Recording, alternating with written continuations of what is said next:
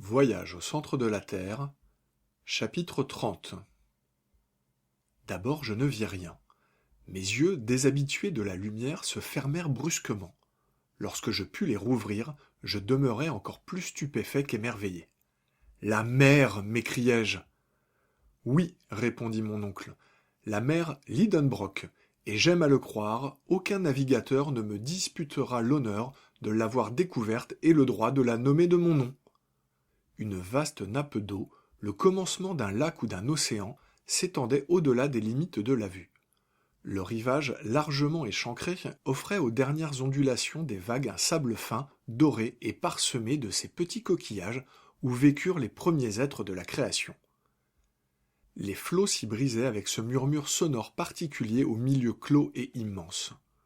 Une légère écume s'envolait au souffle d'un vent modéré, et quelques embruns m'arrivaient au visage.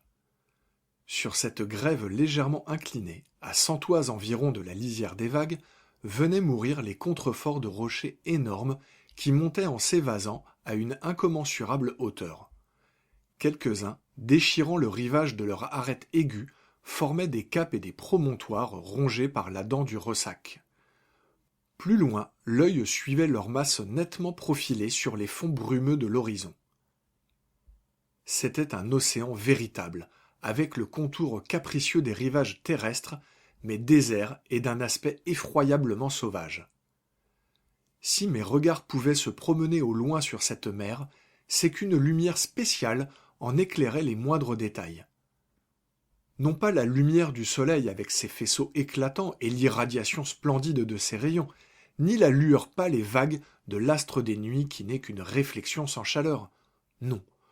Le pouvoir éclairant de cette lumière, sa diffusion tremblante, sa blancheur claire et sèche, le peu d'élévation de sa température, son éclat supérieur en réalité à celui de la Lune, accusaient évidemment une origine purement électrique. C'était comme une aurore boréale, un phénomène cosmique continu qui remplissait cette caverne capable de contenir un océan. La voûte suspendue au-dessus de ma tête, le ciel si l'on veut, semblait fait de grands nuages, vapeurs mobiles et changeantes qui, par l'effet de la condensation, devaient, à certains jours, se résoudre en pluie torrentielle.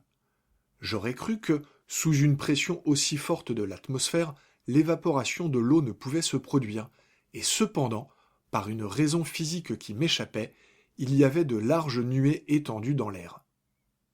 Mais alors, il faisait beau. Les nappes électriques produisaient d'étonnants jeux de lumière sur les nuages très élevés.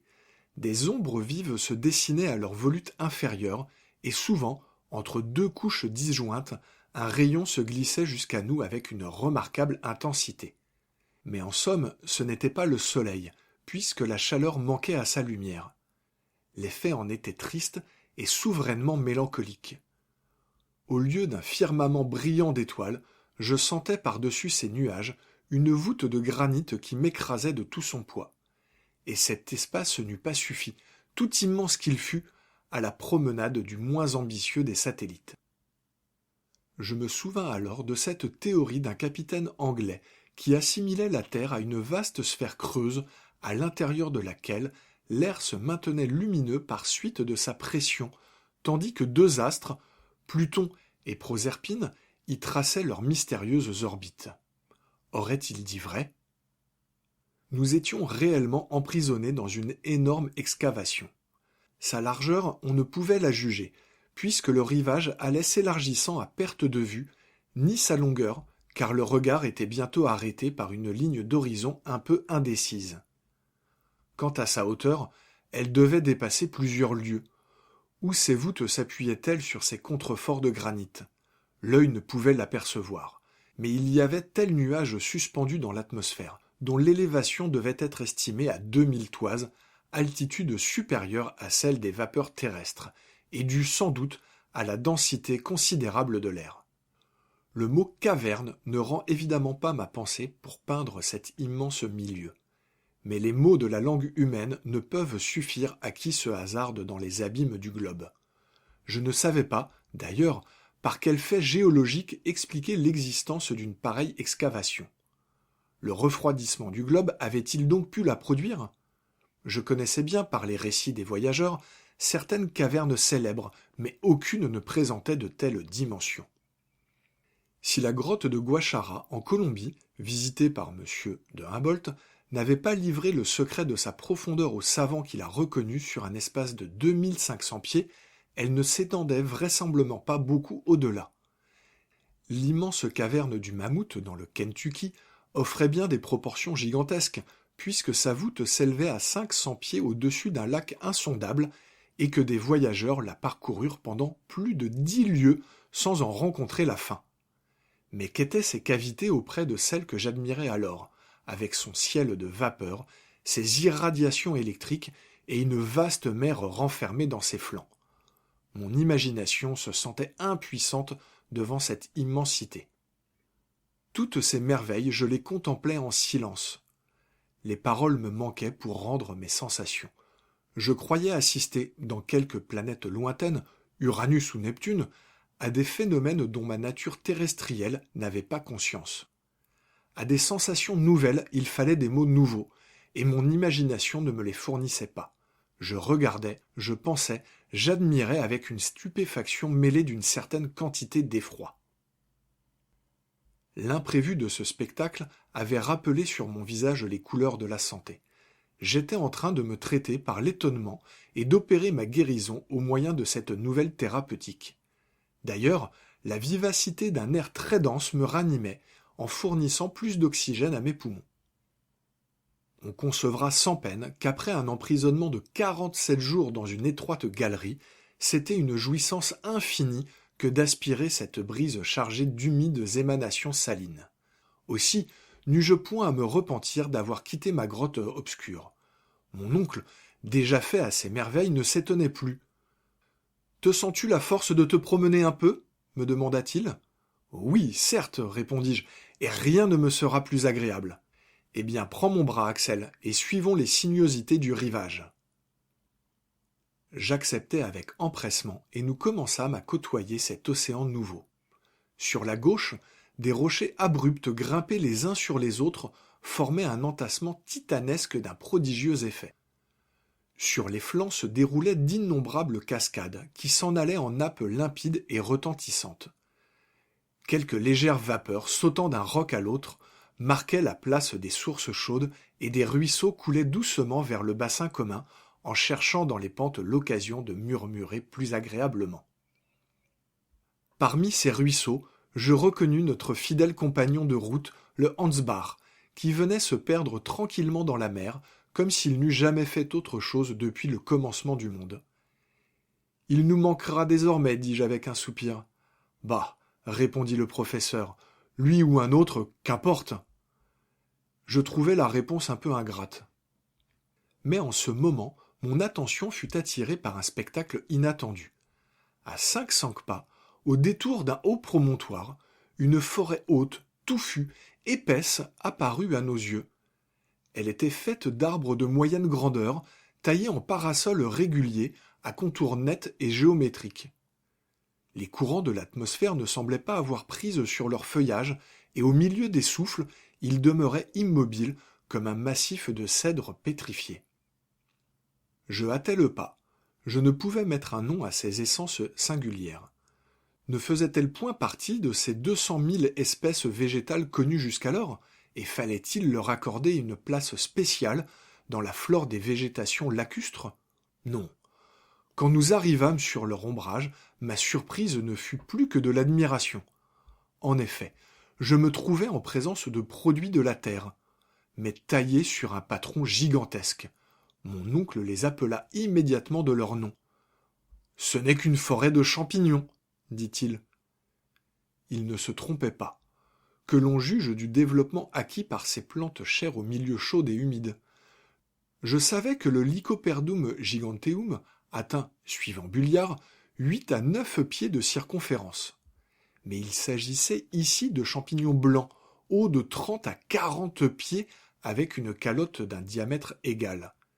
Ils étaient là par milliers, la lumière ne parvenait pas à percer leur épais ombrage, et une obscurité complète régnait sous ces dômes juxtaposés, comme les toits ronds d'une cité africaine. Cependant, je voulus pénétrer plus avant. Un froid mortel descendait de ces voûtes charnues. Pendant une demi-heure, nous errâmes dans ces humides ténèbres, et ce fut avec un véritable sentiment de bien-être que je retrouvai les bords de la mer. Mais la végétation de cette contrée souterraine ne s'en tenait pas à ces champignons. Plus loin s'élevait par groupes un grand nombre d'autres arbres au feuillage décoloré. Ils étaient faciles à reconnaître.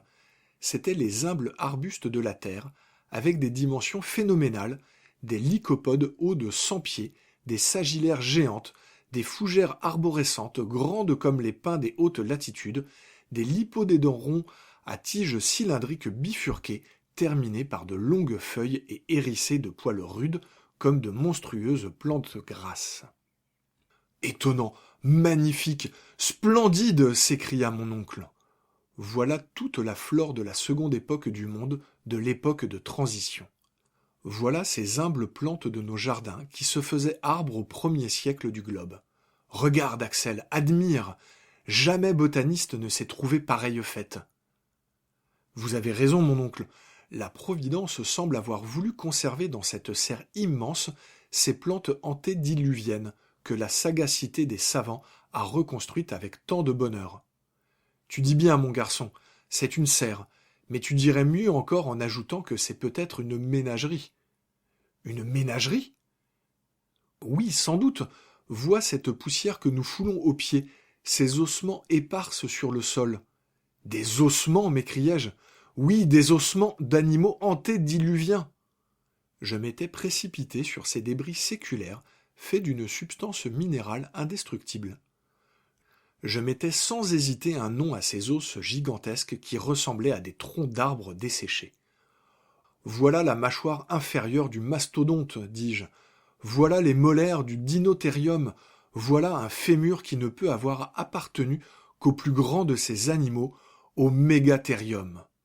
Oui, c'est bien une ménagerie, car ces ossements n'ont certainement pas été transportés jusqu'ici par un cataclysme. Les animaux auxquels ils appartiennent ont vécu sur les rivages de cette mer souterraine, à l'ombre de ces plantes arborescentes. Tenez, j'aperçois des squelettes entiers. Et cependant... Cependant, dit mon oncle, je ne comprends pas la présence de pareils quadrupèdes dans cette caverne de granit. Pourquoi ? Parce que la vie animale n'a existé sur la Terre qu'aux périodes secondaires, lorsque le terrain sédimentaire a été formé par les alluvions et a remplacé les roches incandescentes de l'époque primitive. Eh bien, Axel, il y a une réponse bien simple à faire à ton objection, c'est que ce terrain-ci est un terrain sédimentaire. Comment ? À une pareille profondeur au-dessous de la surface de la Terre ? Sans doute, et ce fait peut s'expliquer géologiquement. À une certaine époque, la Terre n'était formée que d'une écorce élastique, soumise à des mouvements alternatifs de haut et de bas, en vertu des lois de l'attraction. Il est probable que des affaissements du sol se sont produits et qu'une partie des terrains sédimentaires a été entraînée au fond des gouffres, subitement ouverts. Cela doit être, mais si des animaux antédiluviens ont vécu dans ces régions souterraines, qui nous dit que l'un de ces monstres n'erre pas encore au milieu de ces forêts sombres ou derrière ces rocs escarpés ? À cette idée, j'interrogeais, non sans effroi, les divers points de l'horizon, mais aucun être vivant n'apparaissait sur ces rivages déserts. J'étais un peu fatigué. J'allais m'asseoir alors à l'extrémité d'un promontoire au pied duquel les flots venaient se briser avec fracas. De là, mon regard embrassait toute cette baie formée par une échancrure de la côte. Au fond, un petit port s'y trouvait ménagé entre les roches pyramidales. Ses eaux calmes dormaient à l'abri du vent. Un brick et 2 ou 3 goélettes auraient pu y mouiller à l'aise. Je m'attendais presque à voir quelques navires sortant toute voile dehors et prenant le large sous la brise du sud. Mais cette illusion se dissipa rapidement. Nous étions bien les seules créatures vivantes de ce monde souterrain. Par certaines accalmies du vent, un silence plus profond que les silences du désert descendait sur les rocs arides et pesait à la surface de l'océan. Je cherchais alors à percer les brumes lointaines, à déchirer ce rideau jeté sur le fond mystérieux de l'horizon. Quelle demande se pressait sur mes lèvres ? Où finissait cette mer ? Où conduisait-elle ? Pourrions-nous jamais en reconnaître les rivages opposés ? Mon oncle n'en doutait pas pour son compte.